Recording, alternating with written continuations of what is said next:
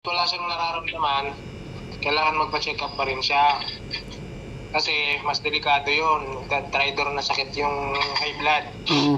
Kailangan mabigyan ng lunas agad ng gamot. Kailangan hindi naman totally mapababa bigla. Daan-daan mapababa yung blood pressure hanggang sa maging normalize. Ang normal, Doc, ilan dapat? Sa age na 40 to 50? Ha? 120 over 80. Yan dapat ang normal. 120 over 80. Yan ang normal.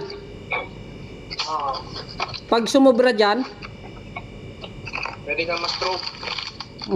Silent killer yan, di ba, Doc? Oo.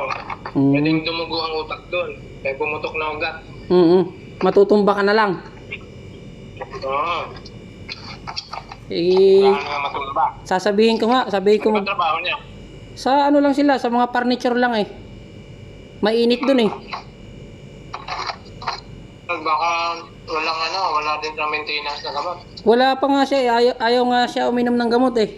Dapat uminom siya, di ba?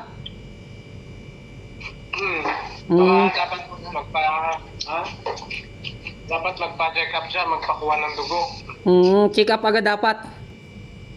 Oo. Ano yan? Huwag na nahintayin na magkaroon pa ng naramdaman. Action agad. Kahit walang nararamdaman, check up pa rin. Sige, Doc. Sasabihan ko, tatawagan ko doon.